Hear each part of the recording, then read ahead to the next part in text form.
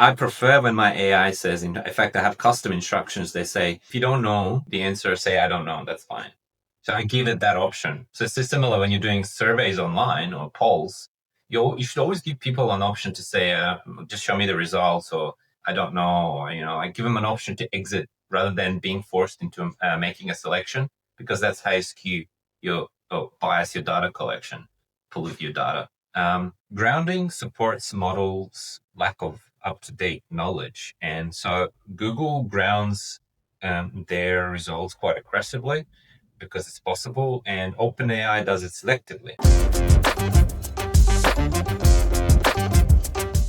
SEO isn't dead, it's evolving, and understanding how AI models think about your brand is quickly becoming just as important as what you rank for in traditional search. My guest today, Dan Petrovic, is the managing director of DEJAN, a machine learning specialist and one of the most forward-thinking voices in modern SEO. Dan has been pushing the boundaries of the field for decades. His prediction back in 2013 that we'd be chatting with Google by 2023 was spot on. In this conversation, Dan breaks down the mechanics of AI visibility, including what he calls primary bias, the internal leanings models hold about brands before a single search result appears. Dan demystifies the difference between model memory and grounded search results, and why that distinction matters more than most marketers realize. He explains how geographic signals can undermine your global AI visibility and how one client fixed the issue with a simple address change. We also dig into practical tools, including TreeWalker and AIRank, that expose how models actually perceive your brand. If you've been optimizing for search engines, this episode shows you how to optimize for the AI systems now standing between your content and your audience. And now, without any further ado, on with the show. Dan, it's so great to have you on the show. Thank you very much for inviting me. I'm excited to share some thoughts with you.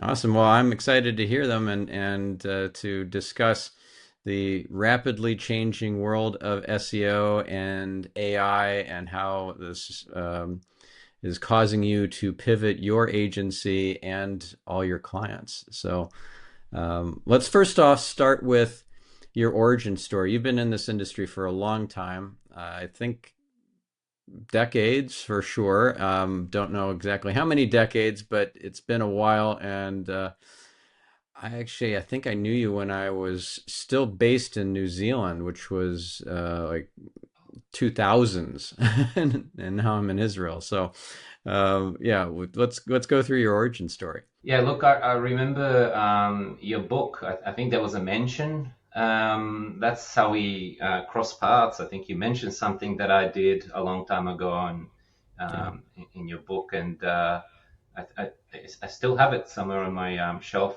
with your signature on it. And I use that. So yeah, we go way back. We've seen everything that's happened in SEO since basically start of Google. Even before Google, before all the search engines transformation. So we've seen evolution. We've had that benefit as sort of seniors in the industry, and we've seen things come and go and new things arrive. And I think my agency has all evolved from, I guess, reputation and authority building. We kind of found our moment in link building. Primarily because I had a very large link network early days, like maybe 2000, 2001, 2002, 1000 domain private link network, properly private, that nobody didn't know about it.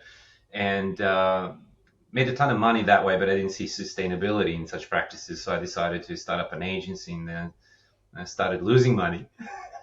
And this was a bit of a learning curve, going too big, hiring a lot of people, having lots of offices, having lessons in business. So we've settled on a configuration that puts us almost not quite an agency, but a collective of senior SEO consultants working together on very large, complex projects. So that's the current configuration. It's really a long story short, because this episode, I suppose, is not about our history, but it's about where we're at now. Yeah, and where we're going. Yeah, exactly. And look, the way things were configured internally, we closed down like all the offices. We discouraged flying. We encouraged meetings to be via video. We were like early adopters of all that. We adopted Skype day one, saying let's not fly, let's not. And then the carbon emissions became, a thing, and then COVID came and just sealed the deal. Basically, it was okay if your kid comes into the meeting and just in the background, and before that was scandal. So we basically discourage people from commuting to the offices, so we can work from home if we want to work from home. And my guys can work from a serviced office if they want that experience, if they can't focus on it. So it's complete freedom. And so we've set it up so people have the time to think about things rather than being stuck in traffic or, this and that. So I think, serendipity that actually when COVID did happen, it sort of normalized all these practices we were already having in place. And everything we were doing became normal, and we're like, yeah, this is great. World's finally catching up with all these ideas. But so in 2013, going a little bit back in history, 2013, I think inspired by Rand Fishkin, always like to predict things. And I was like, let's make a bold prediction. And I said, well, we'll chat to Google in 2023. We'll send it on a task. It'll come back, pick up some information, do research, summarize things for us. And one of the readers on the blog post that I published said, "What do you mean? Like Google will be like a chatbot?" And I'm like, "Yeah, that's exactly what it'll be like." And then 2023 is like, "Yeah, man, like it's an exact prediction." So I like to brag about that wherever I get a chance. It's not always that you like a lot of predictions that I made over the years were pretty accurate, but not this like exact timing. So we've been preparing for what's coming for quite a while, and obviously the bottlenecks were actually, believe it or not, like natural language processing platforms like Quill and all the others. They wouldn't talk to us. We were too small. They were like dealing with large corporates, and they, have to spend hundreds of thousands of dollars and millions of dollars to become a client, and they're all like snobs, So and also the entry into machine learning and AI was really, really hard because you needed like data scientists and machine learning experts, and it was all very costly. So ChatGPT came along, and then we got Gemini and everything else, Claude. And for types like us, that was just wings, So we could develop, we could iterate. So that's what's been happening for the last 3 years. We've been shipping new features, new tools, new methods, new ways of doing things, and people have been really enjoying the stuff that we pump out. We don't think too much. We discover something, share immediately with the SEO community, and SEO community has been contributing back, and it's been really fruitful collaboration between the community and us.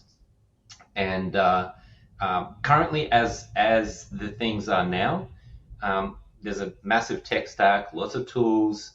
We're rolling up our sleeves and like, all right, let's put all those great ideas to practice, measure the results, see what happens. So that's the seed of a new SEO. But why am I saying all this? We've been through this before. When mobile came along, and like basically every new, when Google started introducing deep learning into their search, passage indexing and so machine learning is nothing new. Google's been a machine learning industry since almost day one. They've had all these things in place. I mean, BERT, oh my God, vector embeddings, all these things have been there the whole time. We've been aware. It's just the barrier to entry was a little bit too high. So we were like looking at it, same as with algorithm updates, mysterious gods of Google, how do you do those things? I spent like 2-3 years studying all this very hard. I pretended I'm a junior and just went studying hard, machine learning, all the basic concepts, skilled up, and I feel really good right now about the level of knowledge I have, the depth of understanding, just enough to get me through. But when I talk to people, I still say, I don't know how to do any of this. I'm figuring things out. I like to be honest about the whole thing. Yeah, but you're several steps ahead of a lot of folks in the SEO industry. So you're definitely a leader in that field. And some of these tools have become like a go-to source for information and insight Maybe you should run through some of the tools that you have. I know like you have the semantic compression tool. You've got a bunch of different resources for the SEO industry. So can you walk us through some of those and what their use cases are? I I have literally a page for everyone who's keen to see all this. DEJAN.ai, DEJAN.ai/tool. There's about 20 growing list, 20 tools at the moment. Probably missed a few in there that I forgot to made. So the idea is to have a collection of tools to supply to the community.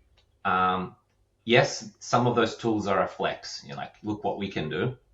But they're all, so they do demo the internal capability in a small way. Like, obviously we've got a pipeline, processing pipeline, everything is batched and we can do volumes of things, and tools do one thing, manual entry, but they do showcase what we can do.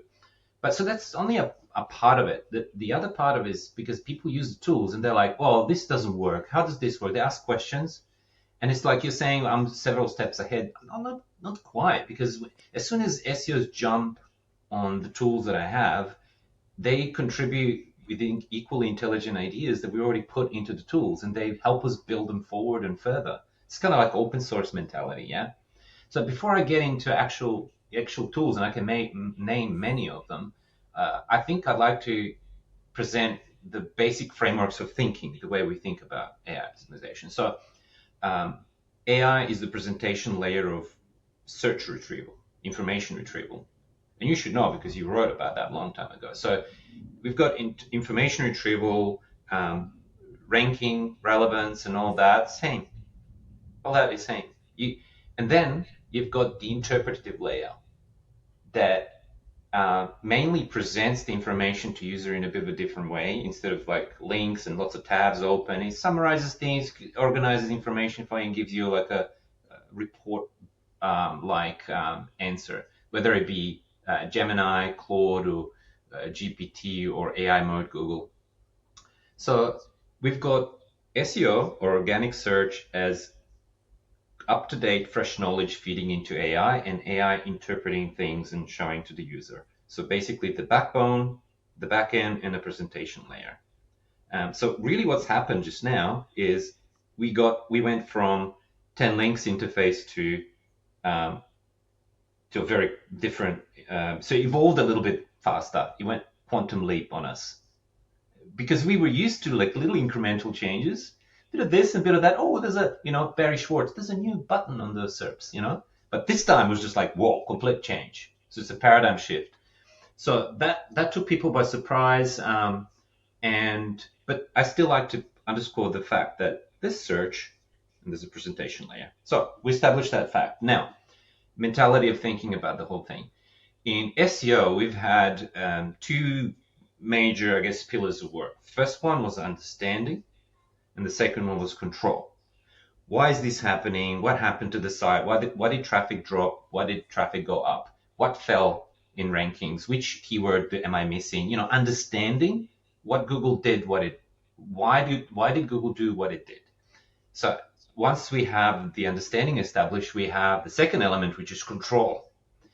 On-page optimization, authority building, content, etc., etc. I found beautiful symmetry, beautiful parallels between SEO, SEO used to be and what SEO is now. Because guess what? In machine learning, control is model steering, and understanding is mechanistic interpretability. So those two things are the new jargon for us, SEOs, but they are like well-established terminology in the machine learning industry. So basically, understanding, control, mechanistic interpretability, and model steering. What is mechanistic interpretability? It's getting into the model's head.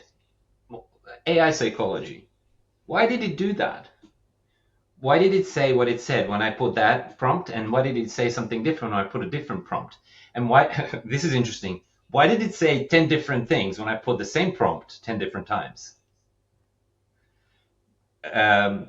Because it's a stochastic parrot. It has temperature, it has the top K sampling, it has the allowance to say different things when we ask the same thing 10 different times.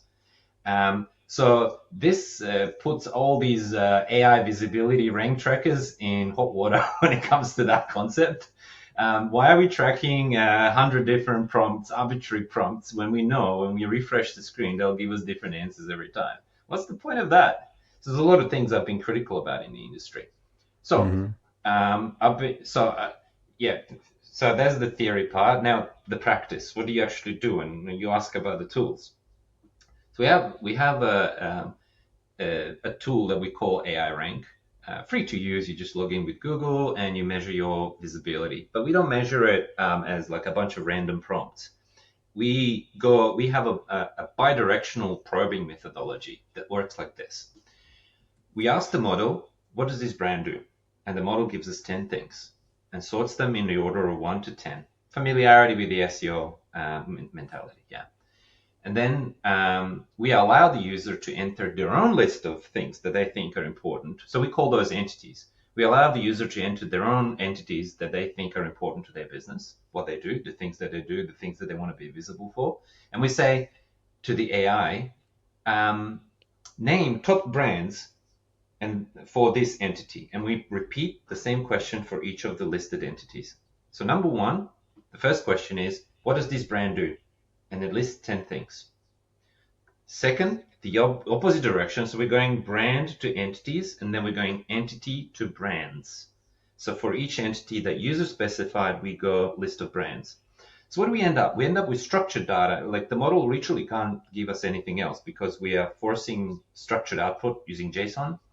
So the model gives us the output 1 to 10 things that your brand does. And for each things that you said your brand does, what are the top 10 competitors? And we do that on an ongoing basis. And we track the model's visibility. So what we do with that's the primary tool that gives you that first part that's about understanding, yeah, mechanistic interpretability, but like a little glimpse of it. So using that bidirectionality, we're able to understand the associations that the models make with your brand and the associations that the model makes with your entities in respect to other brands associated with those entities. This might sound like a bit of a word salad, but like we might accompany this with some imagery, helpful imagery, because it's actually really quite simple. And I have some handy slides from SEO Week in New York. We could accompany with this. So Yeah, we'll do that. We'll put that in the show notes. Yeah. all right, let's put it up on the screen. There you go. What we do next then? So we track that visibility on a weekly basis because daily is pointless. Daily changes don't happen with models. Models don't even fine tune weekly. They fine tune maybe like monthly or 6 monthly or something like that. Model releases are annual, I would say. Like GPT-4 to 5. Takes a whole year for that sort of leap to be. And that's the whole reason that the models on their own, they can't be, like generative engines. They are the people thinking the models replace the search. They don't. They cannot possibly do that because models cannot hold the world knowledge, up-to-date world knowledge in their weights. To train a model is too expensive, and you can't train it every day to catch up with the world knowledge. Models will always depend on search. There's just no way around it. Search is quick to update. Google's got enormous systems developed around that, and nothing can beat that. So models lean and mean and intelligent, and they tap into search, and they get their up-to-date knowledge about the world. And their mental knowledge, what they feel and perceive about the worldview, that's just enough knowledge to get by using the tools, and so they can get new knowledge out. Obviously, if you don't know what CMS is, you can't look up WordPress. So they know enough, but they all rely on search grounding. All right, so we've got that tool out of the way. We have our visibility scoring and all that. So what do we do with the two pieces of information? So over time, we get the average ranking position, and over time, we get the number of times your brand's popped up in that list. Because those two values are on different scales. One can go into hundreds, and one is always between 1 and 10. We normalize both. So we normalize them between 0 and 1, and we multiply them. That's it. The product of those two normalized values of the brand mention frequency and the brand position. So the questions that the tool answers is, how frequently is my brand mentioned when somebody's prompting this concept? And when it is mentioned, what position it's on? So we multiply those two and we come up with a brand visibility score. Nice and simple. And we have two modes. We use one with model memory only and one with grounding. Obviously, as soon as you plug in grounding from search results, the answers are completely different because it's getting the fresh world knowledge from search engine indexes. Yeah. So let's for those who are not familiar with the terms like grounding and retrieval augmented generation, or RAG, let's kind of set that up for them so they understand what that means. Okay, so you've got a model that has an idea about things, and some answers it can give you just, you ask it, what's the formula for water? H2O. It just gives you the answer. But there's a little decision-making classifier in these AI systems that sits outside of the model that determines when something that user has typed in deserves, kind of like query deserves freshness concept. I think it was Mike King that gave me the idea for that. I think he said query deserves grounding. And I really like that, so I use that. So there's a little classifier in these AI systems that determines when a query from user, and I'm calling them queries, prompt equals query, right? So the queries were short, now they're long, still a query. So query deserves grounding. So did what user just type in, can I answer that safely? Or do I need to call for help from a search index? And this is an interesting thing for people to understand. Google, the way it's designed at the moment, their AI system using Gemini model, they ground everything 100% of the time. Is water wet? Search lookup. Is the sky blue? Search lookup. Just ground everything. They want to be safe. They own the search index. To retrieve information from that is cheap, so they do it for everything. No matter what you do, they always ground everything, and for the full. That puts them at a huge advantage compared to OpenAI and Anthropic and so forth, because they have the search index. They don't have to pay somebody else to get access to all that real-time search information. Yeah, I've been saying to like since 3 years ago, I said Google wins AI race. As soon as they released Gemini, I was like, yep, that's it. I saw it. Because you could be OpenAI and have the advantage of the early adopter and the market share and all that, but ultimately Google's got the talent, like tens of thousands of engineers. They've got steel and energy problem solved. They've got the data centers. They've got these are very large logistical challenges. They're independent of NVIDIA GPUs. They've got their own TPUs. They're buying stuff from ASML in the Netherlands. They're manufacturing their own stuff. They're an ecosystem that's self-sustained. So Google will win this. There will be other players and this and that, but Google's got this. And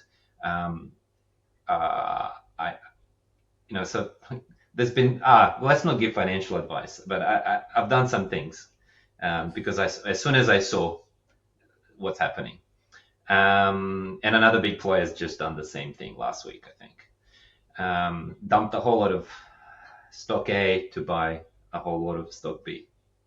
Just leave it at that.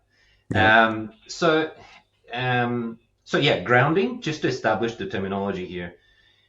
Grounding is necessary. Grounding is when you provide real fresh world data to the model to prevent hallucination, and model will hallucinate by design because it's supposed to say the most probable thing it's supposed to say, but when that fails, it'll just say something, anything. It has to say something. Yeah, and the something it says is never, shoot, I just don't know the answer to this one. That was a great question.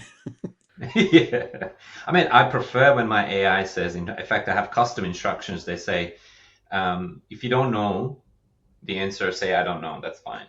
So I give it that option. So it's similar when you're doing surveys online or polls. you should always give people an option to say, just show me the results, or I don't know, or, I give them an option to exit rather than being forced into making a selection, because that's how you skew bias your data collection, pollute your data. Grounding supports models' lack of up-to-date knowledge, and so Google grounds their results quite aggressively because it's possible, and OpenAI does it selectively. So Google will ground single sentence or single chunk in the generative answer by like 1, 2, 3, sometimes 5 citations from other websites, and they can get that cheaply from their cache and index. While OpenAI is a bit more selective, their OpenAI model will be presented with a grounding context, and they will be sparing with what they select. So OpenAI will pick and choose which ones to embed, and it'll only ground one chunk with one citation. So that's a little bit of a behavioral change. I think it's important to understand is that people are, oh, how does AI crawl websites? That's a nonsensical question because there's no AI singular thing. Google does it their own way. OpenAI does it their own way. Anthropic does it their own way. Grok does it their own way. So basically, it's platform dependent, and these are all software choices. It's like, oh, does AI use schema? Some do, some do not. It's how their engineers choose to embed things. But when the information in grounding situation gets to the model, it doesn't have the schema. So models are perfectly capable of understanding the schema, but the way that things are like supplied to the model, it's plain text or markdown format at best. So the preprocessor that gets your page rendered and may use schema and structured data to extract the star ratings and prices and all that, product specs, and supply that to the model. But when it gets to the model, it's plain text. So are you saying that folks who are purporting that schema is helpful for AI, SEO, or GEO, that's not a thing? Well, I used to say that it's not a thing, and then I got corrected by Andrea Volpini, who made a point that, I said, yeah, it's a design choice. Some do, some do not. He said that that doesn't mean exactly what I just said. He said he actually corrected me. I said it doesn't. It's not there because I did testing and it didn't get through. But he, in fact, made a point that we have no evidence of them not including it in. So it could be a relatively simple test. You could generate a page with schema and everything, and if the information that's only in schema but not on visible page gets through to the model as plain text, it'll be plain text. It will not be. It does not reach model as schema in this exact format. But if it reaches it even as text, and if that information wasn't visible on a page, it was only in JSON, LD, or whatever, it'll be proof enough. So yeah, if somebody's willing to do that test, I did one, didn't see it. If somebody wants to prove me wrong, I would love that because I do love structured data, and I would love for models to be using that. But there's another layer brewing underneath right now. Agent-to-agent communications, agent-to-agent protocols, payment systems, agent payment protocols. The future of commerce will be abandoning the traditional surfaces such as tablet, mobile, desktop. Websites will be optional. So we'll start seeing things happen in the background. I'll need something, and I'll just conversationally say to my AI what I need, and things will show up on my front door. It'll know my preference, it'll know my price ranges, things will happen in the background. So the question is, what does an SEO do? When there's agent-to-agent communication, like my personal shopper is now liaising with eBay's backend, finding the best deals, looking up reviews, might check in with me. Hey, I found one. You want this? Here's the 3 options, and I go, yeah, I'll just go, yeah, this one, good. Or you just proceed. Or don't even ask me anymore. Just deliver that pet food to my door once per week, and it'll be so. So yeah, we'll start to see some major shifts. We're not there yet, But I believe in maybe 2 years' time, it'll become a bit more serious. So when do you think websites will be optional or not a thing anymore, and it'll just be primarily agent to agent communication? I don't think, I mean, that will be optional, but I think a lot of people will still gravitate towards them. I am an old school guy, I suppose. I am progressive in the sense that I like to see what's new, but I would prefer control when I'm shopping. I know one thing, and I've studied human behavior for a very long time to understand how Google does things. I've been preaching that Chrome is the biggest ranking factor for decades. So we people are lazy. And if we can reduce our cognitive load and reduce friction, if we can reduce effort involved in making a purchase, even if we know it might not be the best thing, the best deal, like, you get a slightly better, slightly worse deal than if you did it manually. But if it's gonna save you like 6 hours of research, you're just gonna go ahead and do it. Just human nature. Obviously, if you're buying a vehicle or a house, or picking where to live next, these types of decisions will take a bit more effort. But I'm talking like, oh, what should we eat for the weekend? I have a party, small decisions. I have 6 guests coming over to our place looking for catering. My AI, just get it, surprise me, get some stuff. I've got one guy with lactose intolerance, one gluten free, and one has a halal preferences. Just do it, and it'll be done. That's the type of future we're looking forward to. But yeah, obviously that's forward-looking stuff, not quite there yet. We still have a lot of stuff to do, which I guess brings us back to. So I think I didn't quite complete. I think people might be wondering, like, what? So wait, we had visibility, but what do you do then? Like Right. tools, yeah. It's like, oh yeah, that's where you're at, but like, what do I do with that information? So there's another element that I help people with is understanding more granular levels of confidence. So in a similar way that we do that, there's another tab in that tool that I enable for people who ask for it.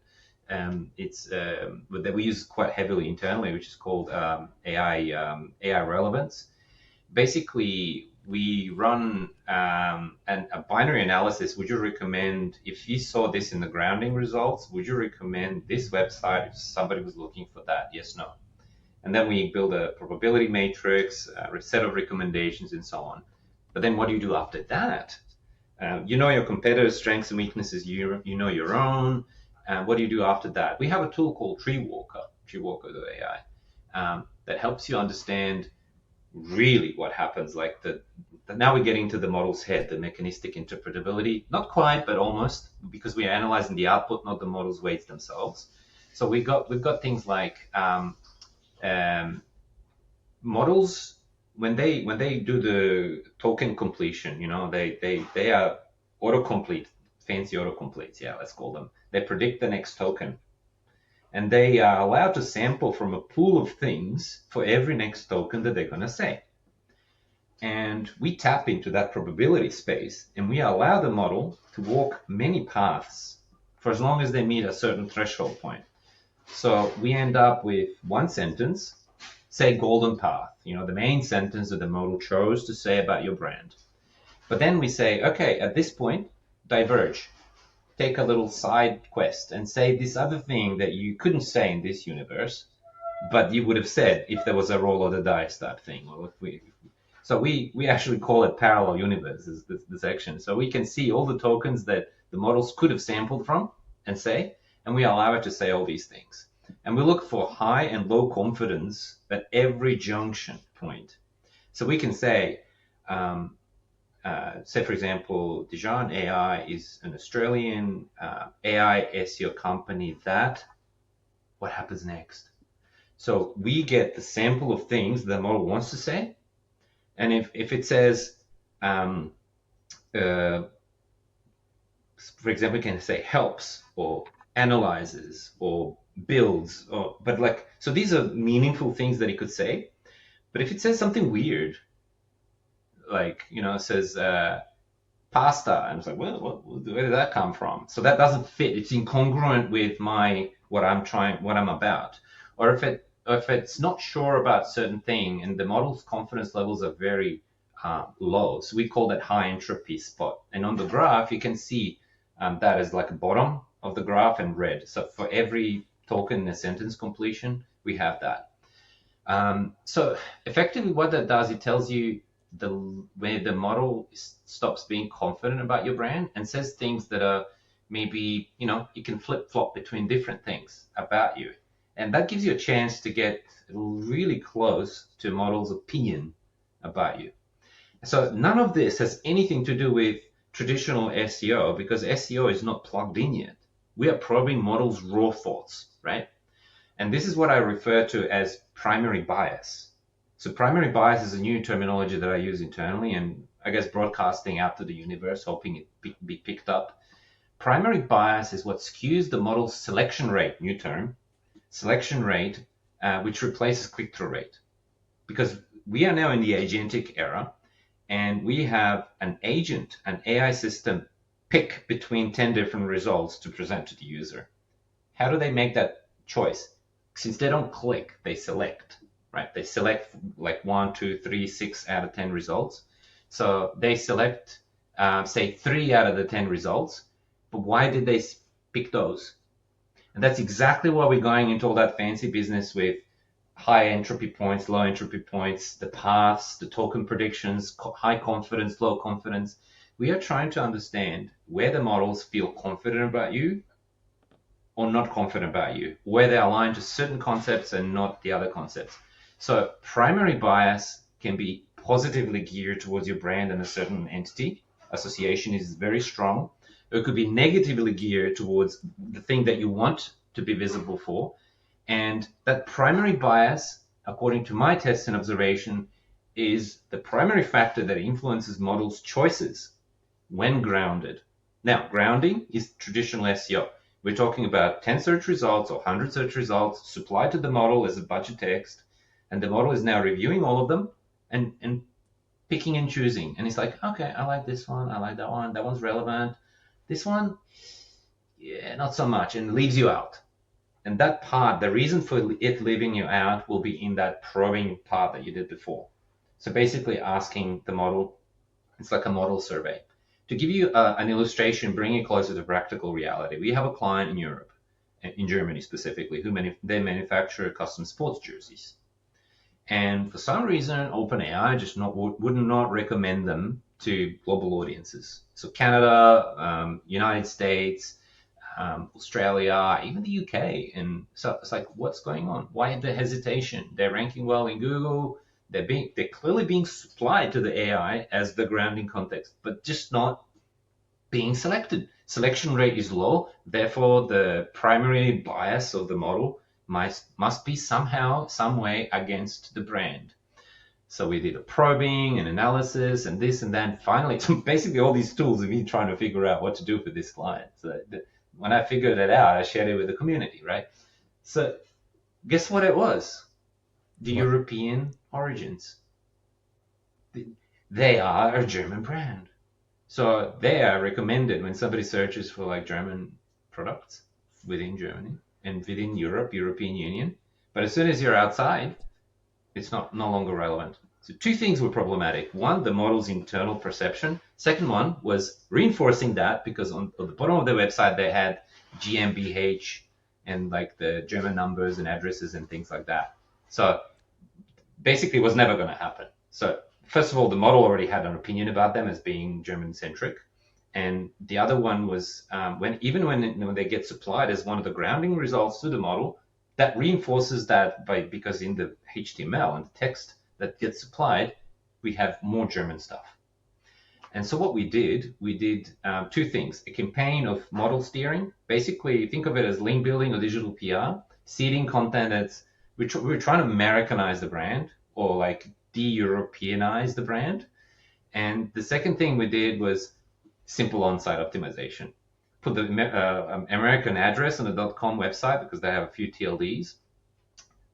American address, American phone number, put LLC instead of GmbH. So a week later, when the results were grounded, they were in the results. It was as simple as that. I wish I could have solved that problem so much earlier if I just knew what to do. So that's the benefit in knowing all this, understanding the models.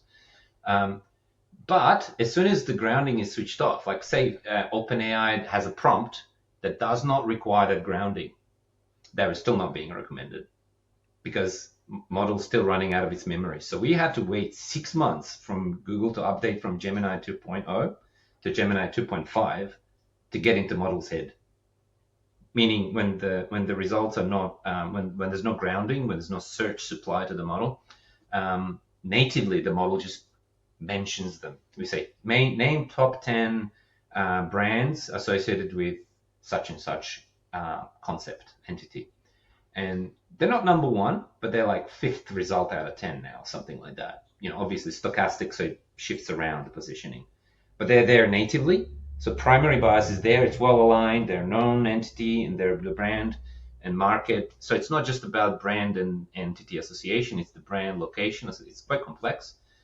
But so we've got the both things happening. Grounding situation is fixed, very simple, and the model internal perception is simple, and that's fixed. So those two concepts, the model understanding and steering, the model mechanistic interpretability and model steering, are the two most important concepts, and understanding that models rely on search to function properly. Like if you understand those two concepts, you're already way ahead of the crowd, and you can focus your efforts on the things that matter. But like if you want to optimize, say you want to design a PR campaign to get your brand better visibility in an AI search, where do you begin? There's so many things you could do. My advice is begin with the things where you find to be wobbly when you're probing the models. The model says one thing or the other, the confidence is low. Those are the key items. Don't try to fix something that's already going well. Like the model has very strong association with your brand and that entity in that geo region. Don't work on that. Work on the things where it's weak, but of commercial interest. So I know that's a lot to absorb, but I'm just pushing this into the ether, hoping that as many people adopt the reasoning and logic, and that they get a bit more comfort about thinking about this. And not, I don't want people to think about AI as this mystical thing, you know, and it's like the mentality of praying to Google gods and algorithm updates, fingers crossed, let's see what happens. We can influence things now a lot more than we did before. It's funny that you mentioned mystical, because when you were talking about things like parallel universes and entropy uh, and nodes and things, I was thinking of timeline theory. Do you know about timeline theory and multiple timelines? Yeah, exactly. Yeah. So for our listener who's not familiar with this concept, when you are in your life review, trying to figure out what you did right and wrong in your life after you pass back into non-physical, if you are reviewing not just what you did and what you didn't do, but you're also reviewing what would have happened if you'd done the thing that you were meant to do, but you didn't, or you restricted and didn't do the bad thing that you ended up doing because you were reactive, you can access this kind of like infinite choose your own adventure book, right? You ever read those choose your own adventure books when you were a kid? Yeah. And you've got the very salient image right behind you showing different parts in your background. Yeah, as well. It's a virtual image, but yes. So if you think about like I want to review my mistakes and missed opportunities and who I could have been if I'd made all the bold right choices and so forth, then you get to examine this infinite choose your own adventure book. So that's the general explanation of timeline theory. But then if you start talking about specifics around things like nodes and having these high chaos time periods where a lot of the timelines intersect. So something that happens in one timeline also happens in 500 million other ones because it's a high chaos point in time or node. then, I was just thinking, like, you're kind of talking in similar language with what you were describing with parallel universes and entropy and nodes and so forth. So just curious. You're familiar with this whole concept? Yeah, absolutely. So this is not just the nature of deep learning models. This is the nature of our reality. But we're not going to get too far into science and quantum mechanics. First of all, I'm not a scientist to speak properly about it. And they say if you think you understand quantum mechanics, you do not understand quantum mechanics. But we do understand that there's the uncertainty principle and the collapsing states, and when you observe, it collapses to a certain thing. It's not the analogy is there. It's not quite exact, but the models find a path. It's probabilistic, and that's why the discipline of trying to understand the models, what they do and how they do it, is called mechanistic interpretability. Because models are probabilistic by their nature, but we're trying to get as close as we can to understanding the things we can trace and calculate. And that's what we've been busy with. And the TreeWalker tool gives you a glimpse of what happens and all the probable paths the model could have taken. And so the high contention points that you mentioned, the nodes that at which like it's quite chaotic, those are precisely what the high entropy points are in our tool. So when you see a high entropy point, it'll be red and it'll be all the way at the bottom, meaning the probability, the confidence of the model is very low, and you can say anything. Like a lot of different tokens could be used at that point to describe your brand at that part of the sentence. But I should probably mention that you can have a certain concept be quite strong in one part of the sentence, but really low in the other part of the sentence. And that depends with what the preceding tokens are. So you can't take output of that tool as an sort of like, oh, that token we're doing poorly for that, and we're doing strong for that. You have to contextualize that in the context of preceding tokens. And so, for example, I analyzed one client website where it said we do tapware. Like this is the brand that does tapware. So that was like tapware was really strong. But if we precede the word tapware with luxury tapware, the probability for tapware goes really, really low. So we learned something from that. We learned that the model does not associate the brand with luxurious products, but just general products. And that gives a direction for optimization path. That says what type of content you should be publishing on the website. That tells you what type of content you should be seeding outside, putting it into the training data of the models, putting it in the grounding situations so that gets into citations to compensate for the model's lack of understanding. So it ends up in the grounding. So even if it's skewing against you, being a luxury brand in its head, when it sees it in the grounding situation, it says luxury in there, it's like, oh, okay, luxury.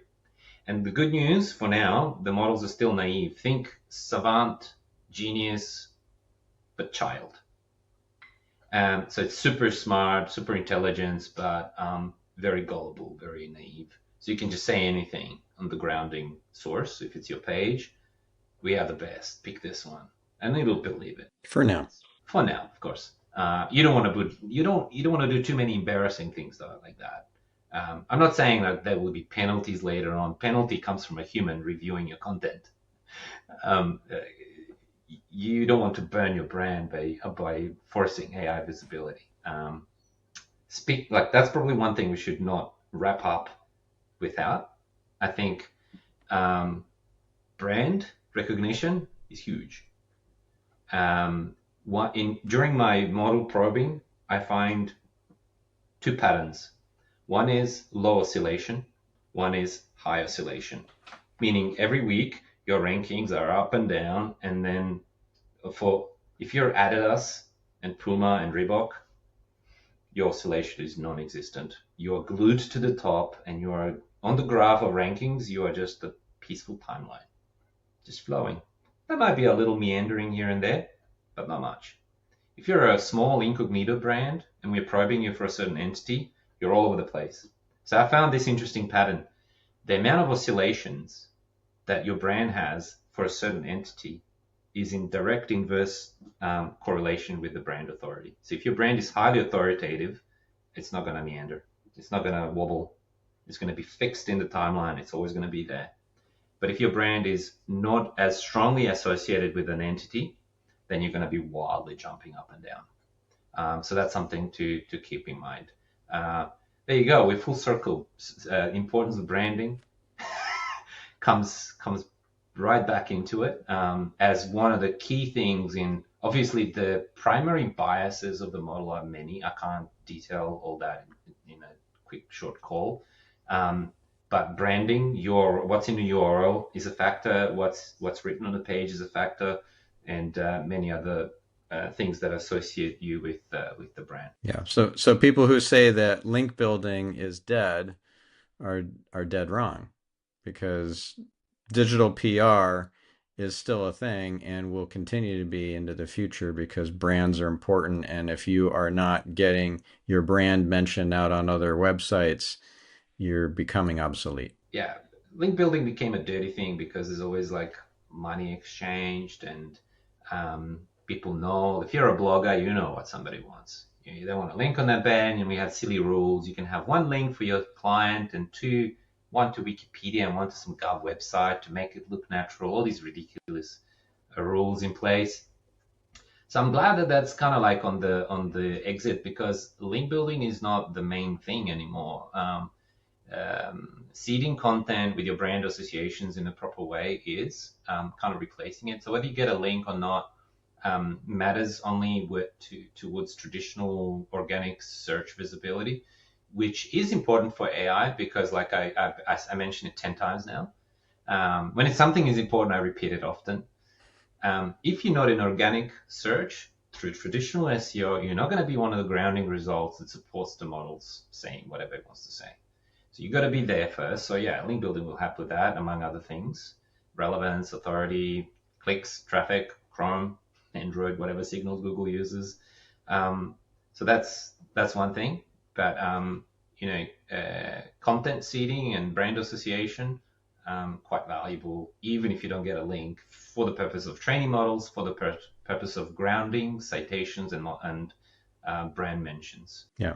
Unlinked mentions on the right websites are more valuable than do follow links on sites that are not as impressive to an AI model.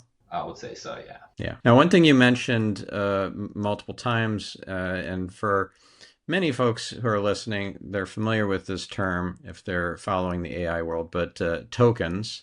You also mentioned chunks, and I'd love for you, for those who are not familiar with those two terms in terms of like the actual definitions, if you could differentiate a token from a chunk for our listener. Yeah, token is a word, sometimes a subword, and basically, if you have a complex word, it might be broken up into 2 tokens, sometimes 3, not very frequently.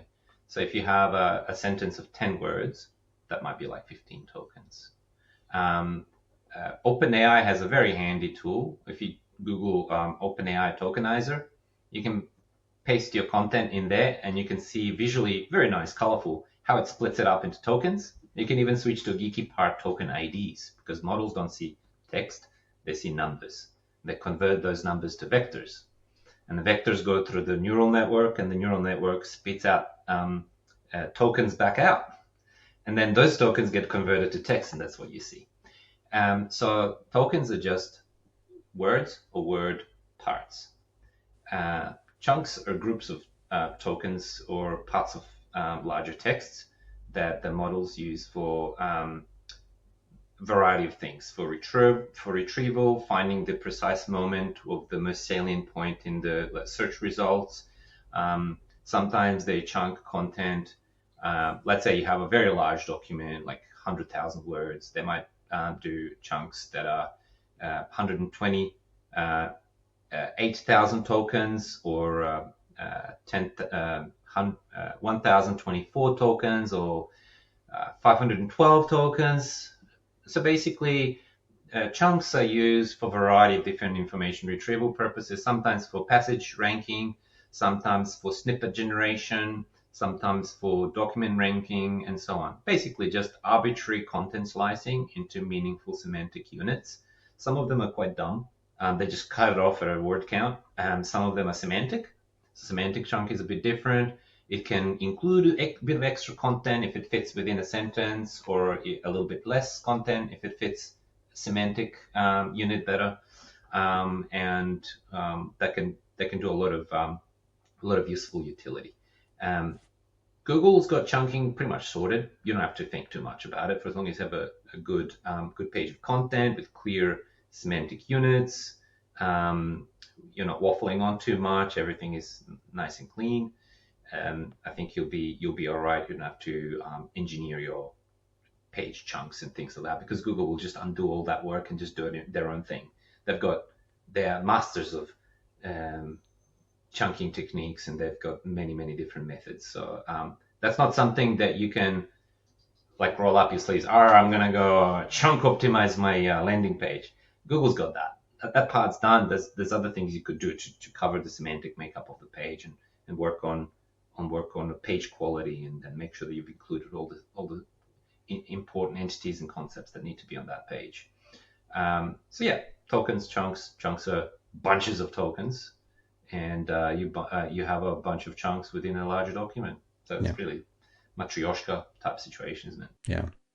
So if we're talking about an AI model that's not as sophisticated as Google at analyzing the chunks, then you might have something going on where if you mention the name, the brand in a previous paragraph, but now you're not mentioning it, you're just referring to the brand as it, that could be a problem out of context. That paragraph doesn't really make a lot of sense, or it doesn't really reinforce the attributes that you want to associate with your brand. Yeah, I mean, not even like a less sophisticated AI model as, state of the art models like GPT 5.1, which just got released last week, still relies on, let's call them chunks, or segments, text segments, because I discovered just last week that OpenAI uses in their internal tooling. It's not what the model does. Model is just a file that gets served context, and it does things with it. So basically, their tooling, when they scan a web page, they give model a context window of a page. They don't show it the full page.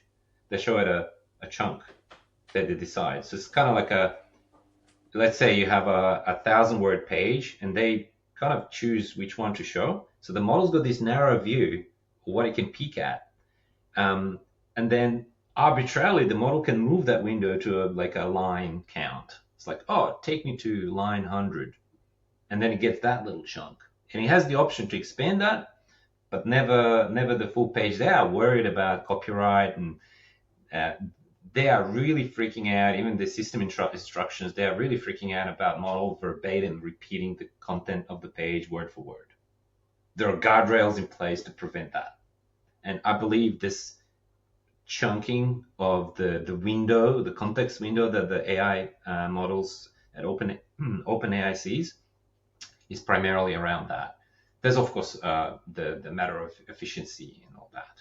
They can multi-hop and they can follow links, so there's an agentic behavior there. There's an element of decision making. But for what it's worth, the fact that you mentioned that, the practical takeaway is like, make sure that a lot of your content is like, rather than saying it, maybe mention that it as an entity, whatever it might be. Make sure that as many of your independent content segments are self-contained, and they stand on their own legs if isolated from the rest of the page. Yeah, so you don't want to be taken out of context, and that's just good kind of common sense. If you think about like how to be quotable, in sound bites, you don't want to be taken out of context by the media. You don't want to be taken out of context by the AI as well. That's a comment I had from the audience in one of the conferences I did recently. Somebody raised their hand and said, how can I make sure that the model, because users are now there's a mediator between your website and the user. User's not going on your page and reading the content. The content's taken from your page and provided to the user. And is the model interpreting your intention as it was intended? Like, is it saying, or was there some sort of like lost in translation type situation that the model is speaking for you, but through a wrong message or wrong voice?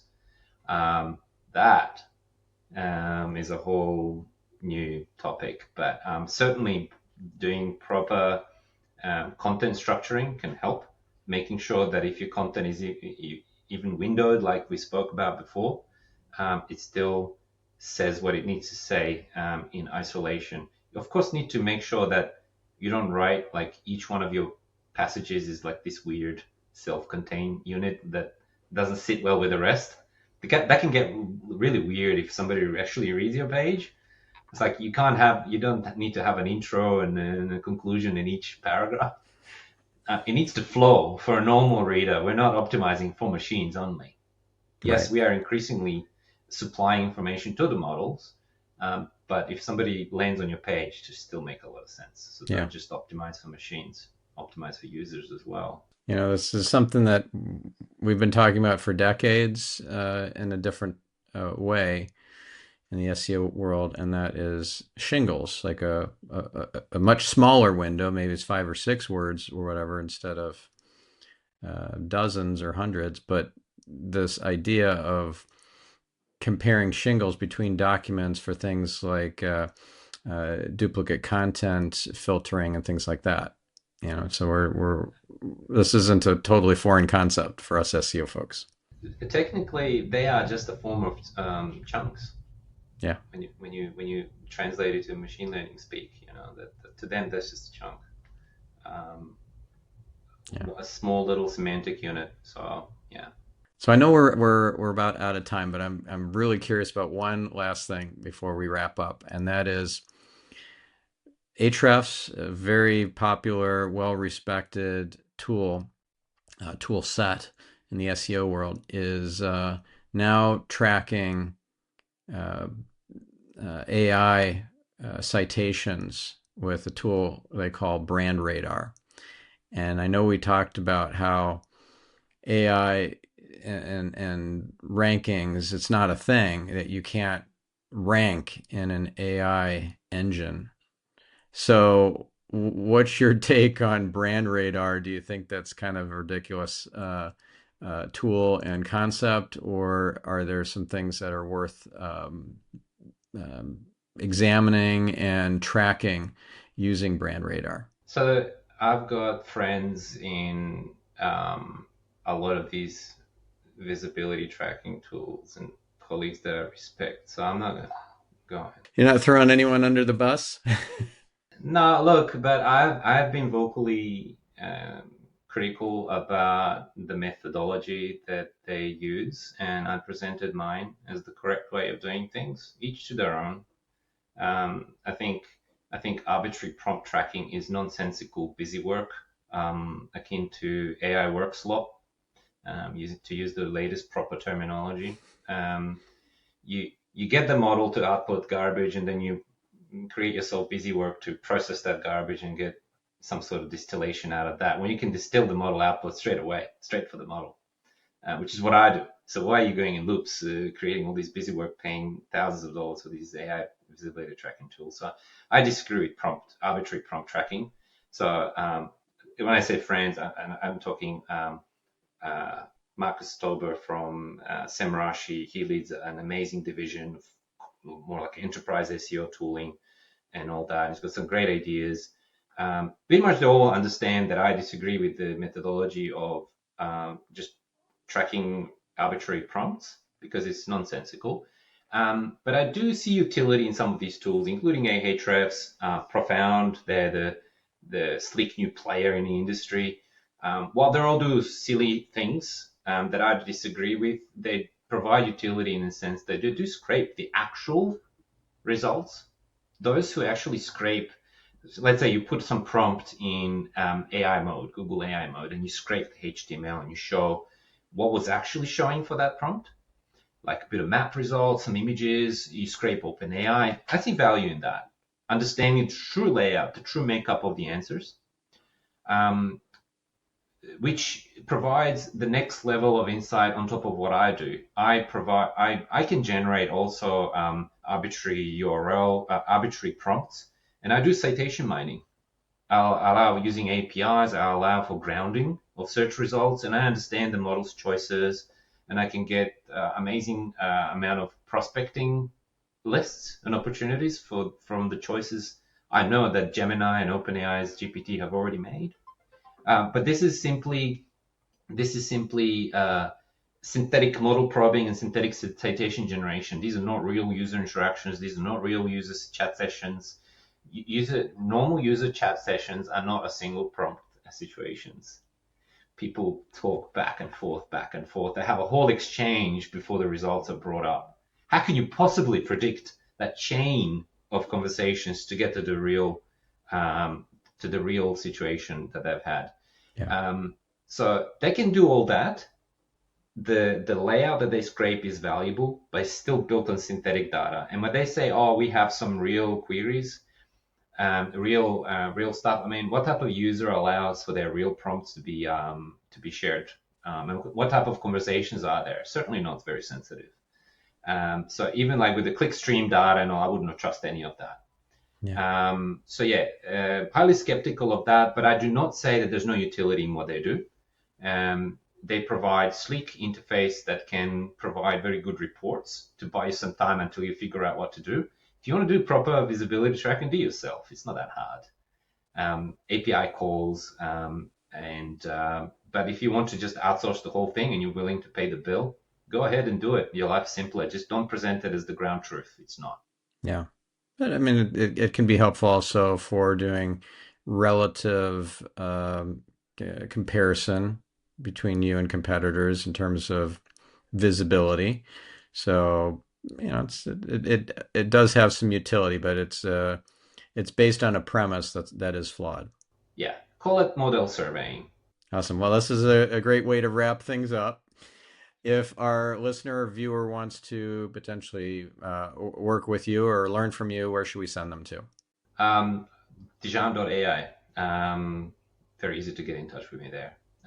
If you want to reach out or book time to chat with me, there's a scheduler there.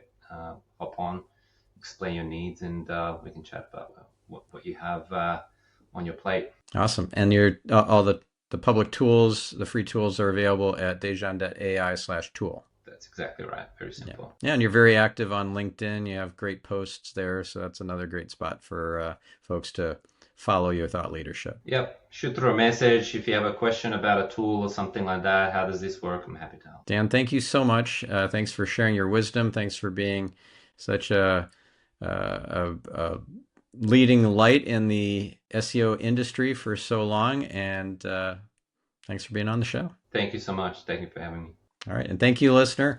We'll catch you in the next episode. I'm your host, Stephan Spencer, signing off. If you want to hear more conversations like this about the future of search and AI optimization, then I recommend episode 506 with Kevin Indig, episode 517 with John Shahada, and episode 526 with me, Stephan Spencer. Also, I invite you to check out the show notes, transcript, action-based checklist, and all the URLs mentioned in this interview with Dan Petrovic at marketingspeak.com/529. If you enjoyed this conversation, please share the episode and, more importantly, the entire show Marketing Speak with a friend. It'll really help this podcast grow in reach and impact. Thank you.